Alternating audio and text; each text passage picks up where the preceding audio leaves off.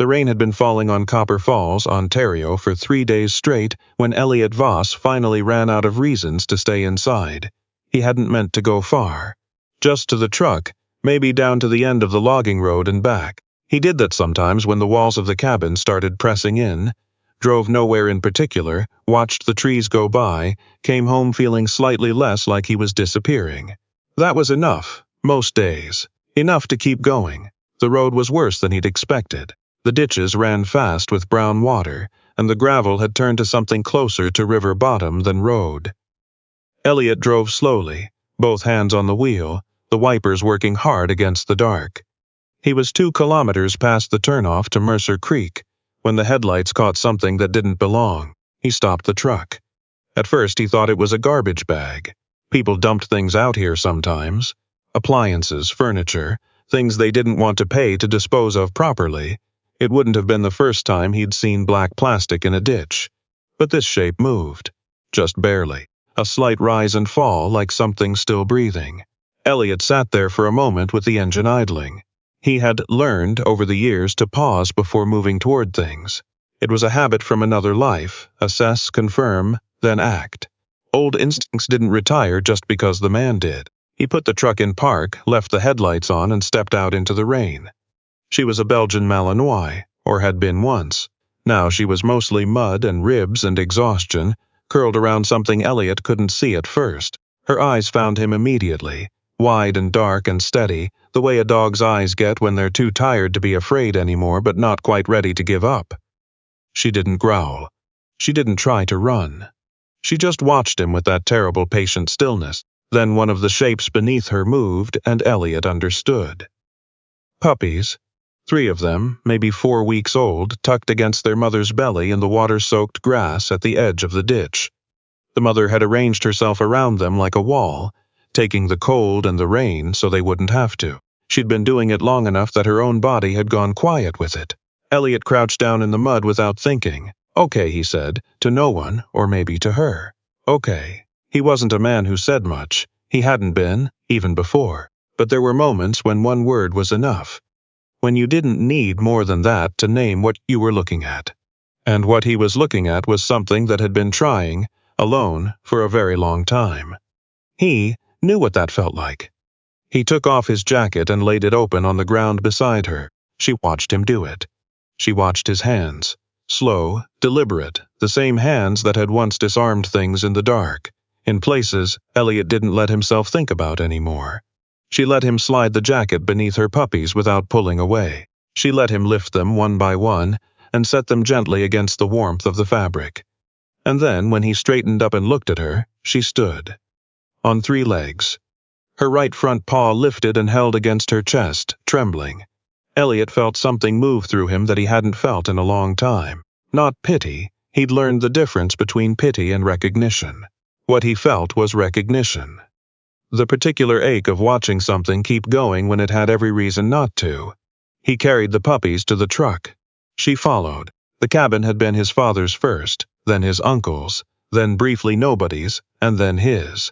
He'd driven up from Petawawa the week after his medical discharge was finalized, with 2 duffel bags and a thermos of cold coffee, and nowhere else particular to go. That had been 4 years ago. He'd told himself it was temporary. He'd told himself a lot of things. He set the puppies in a cardboard box, lined with an old wool blanket near the wood stove, and watched the mother limp in circles around the box, checking, counting, settling finally with a long exhale that seemed to come from somewhere deeper than just her lungs. The cabin smelled like wet dog and pine smoke and rain. It smelled, Elliot thought, almost like something. He found a clean cloth and filled a shallow bowl with warm water, and tried to look at the leg without making her feel cornered. She let him.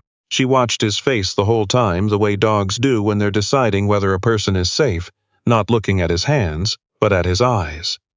The injury was old, a cut, maybe from wire or glass that had closed badly. It had been hurting her for a while. She'd been moving through it for a while. You've been on your own a long time, haven't you? Elliot said. It wasn't really a question. He cleaned the wound as carefully as he could and wrapped it loosely, and left her to the box and the puppies and the warmth of the fire. Then he sat down at the kitchen table with a glass of water he didn't drink and looked at the wall. He tried to remember the last time he'd had something living in the cabin. He couldn't. His wife, Diane, had been gone for 2 years. Not dead. Gone, which was its own particular kind of loss, the kind that didn't come with casseroles or condolence cards. The kind people didn't quite know how to name. She had waited for him through 3 deployments, and then she had waited for him to come back from the 4th one, even after he'd physically returned, and eventually she had stopped waiting. He didn't blame her. He'd had enough anger in the first year that he'd tried to, but it hadn't held. The truth was simpler and worse. He hadn't been there even when he was there. She'd been alone in the marriage long before she'd left it. He hadn't known how to fix that. He still didn't. There were things Elliot was good at. He was good at moving through difficult terrain. He was good at keeping a clear head when everything around him was loud. He was good at doing what needed to be done and not needing anyone to see him do it.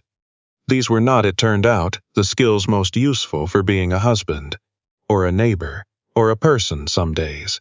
He looked over at the box by the stove. The mother, he'd already started thinking of her as something, a name forming at the edges of his mind, though he hadn't let himself say it yet, had her chin resting on the rim of the box. The puppies were piled against her like small warm stones. One of them made a sound in its sleep, a tiny high complaint, and she moved her nose to touch its head and it went quiet. Something in Elliot's chest did a thing it hadn't done in a while. It didn't hurt exactly. It was more like pressure, like the feeling right before circulation comes back to a limb that's been cold too long. He went to bed eventually. He didn't sleep well, but that wasn't new. The next morning was a Tuesday, gray and cool, and Elliot was heating water for coffee when he heard the sound of tires on the gravel. He stood very still for a moment. He didn't get visitors. He hadn't gotten visitors in so long that the sound of another vehicle felt strange and slightly wrong, like a word mispronounced. He pulled on his boots and went out onto the porch. The truck that had pulled into his drive was old and green, and had a dent above the rear left wheel that looked like it had been there for decades. The woman who got out of it was somewhere in her 60s, with short white hair and the careful movements of someone managing a bad knee. She had a casserole dish covered in foil. She stopped at the bottom of the porch steps and looked up at him without apology. "You Elliot Voss," she said. It wasn't quite a question. "Yes," he said, "Loretta Finch. I'm down the road past the Mercer Creek turnoff. My neighbor said she saw your truck lights out on the logging road last night." She lifted the casserole dish slightly, like a credential. "I brought food. You don't have to invite me in." Elliot looked at her. He looked at the dish. He thought about saying something that would end the conversation quickly. "Come in," he said instead. He didn't know why. Later he'd think about it, and the best he'd come up with was that she'd had a way of standing.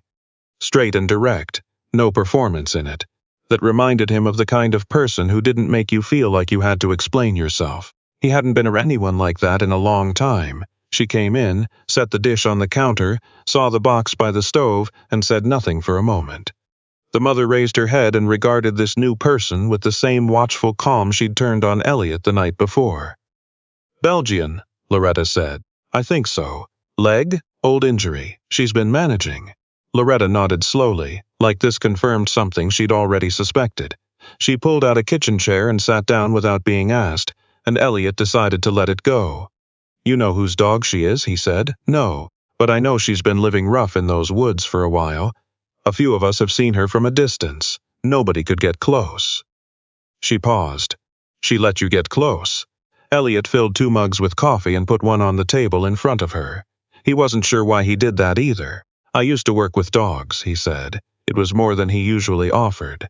Loretta wrapped both hands around the mug. "Military? 22 years.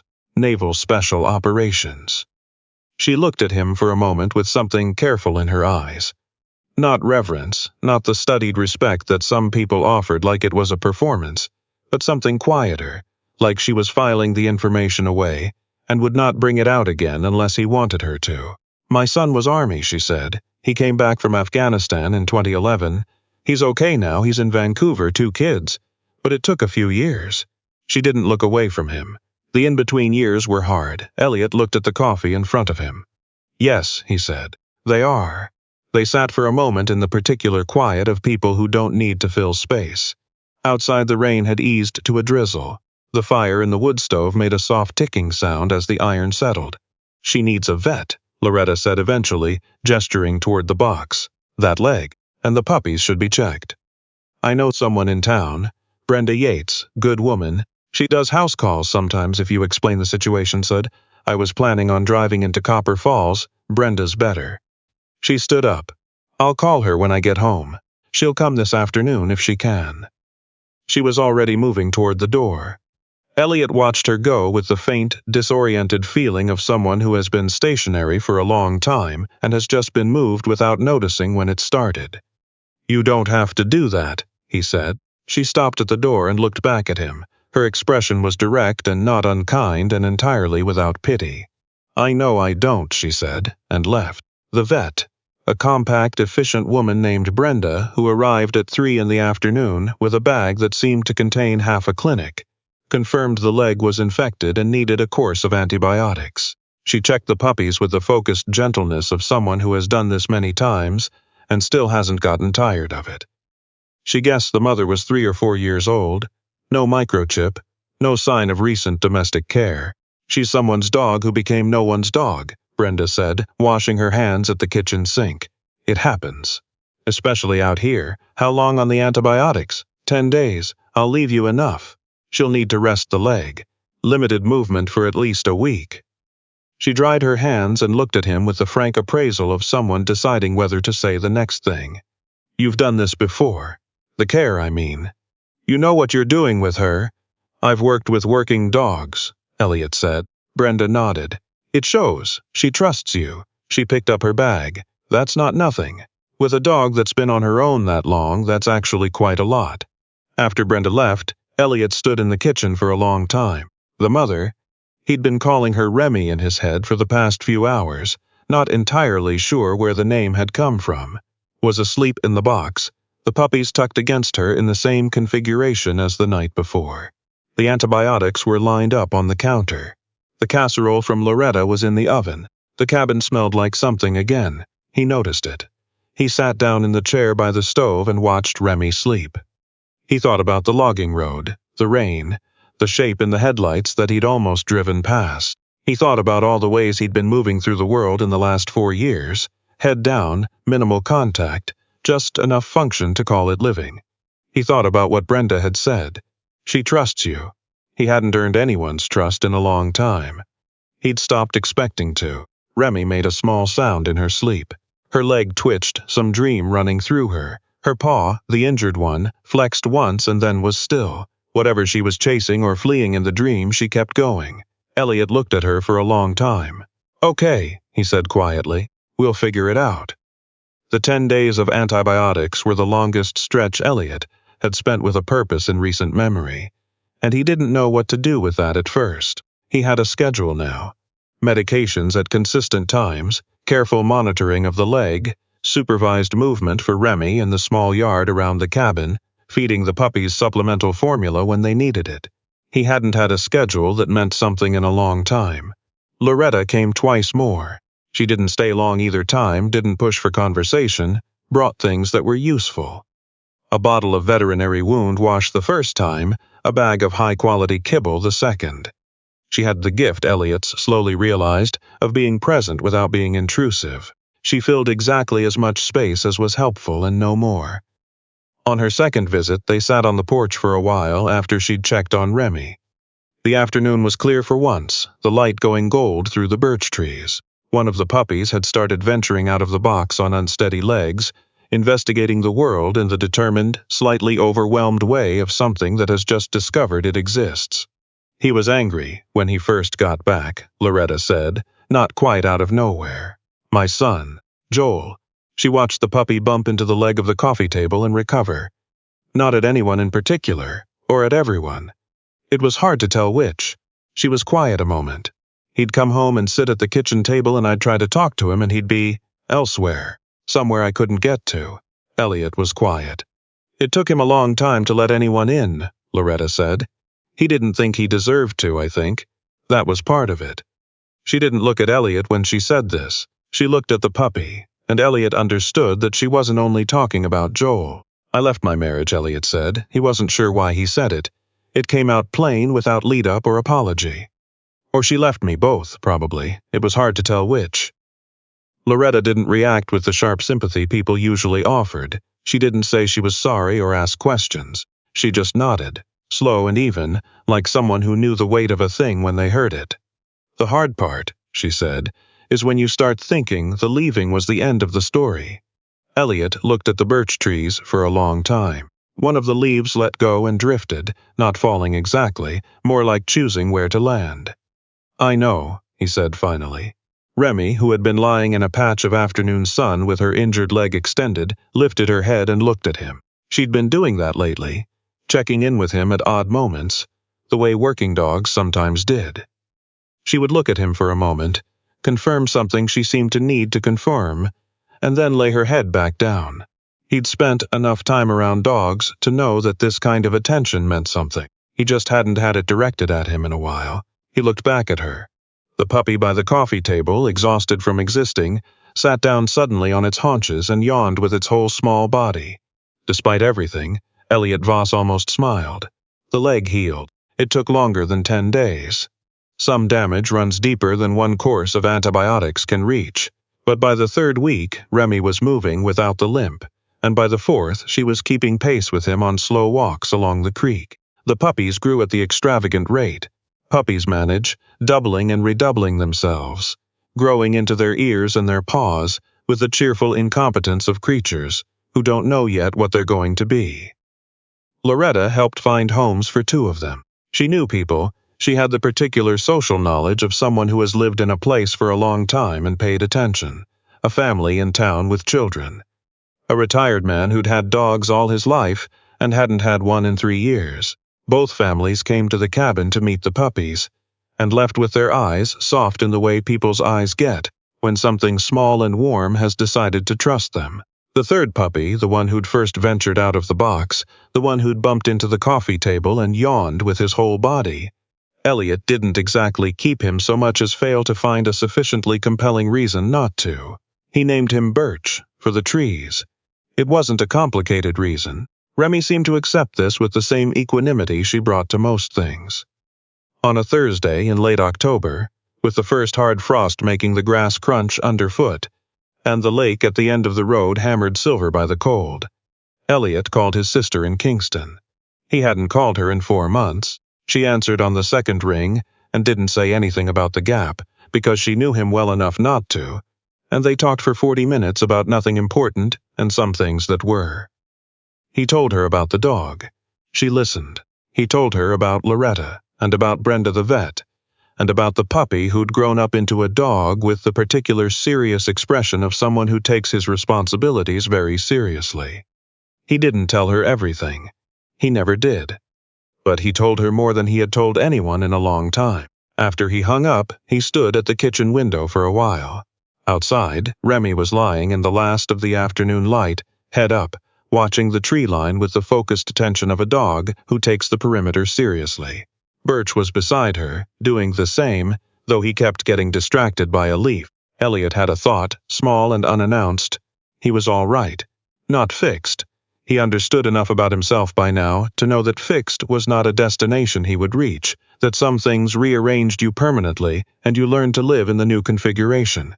But all right, present, functional in ways that felt, lately, like more than just keeping the lights on. He'd been found on a logging road in the rain once too, not by anyone who could see him. He'd been careful about that, but by himself slowly, in the way that happened when something else needed you enough to interrupt the absence you'd made of your days. He made dinner. He fed the dogs. He sat at the kitchen table with the last of the evening light coming through the window and thought about calling Loretta to ask if she wanted to come for coffee on the weekend, and then decided he would, and wrote a note on the back of an envelope so he wouldn't forget. He did not forget. Some doors you open to let something in out of the cold. You don't always know at first that you're also opening them for yourself.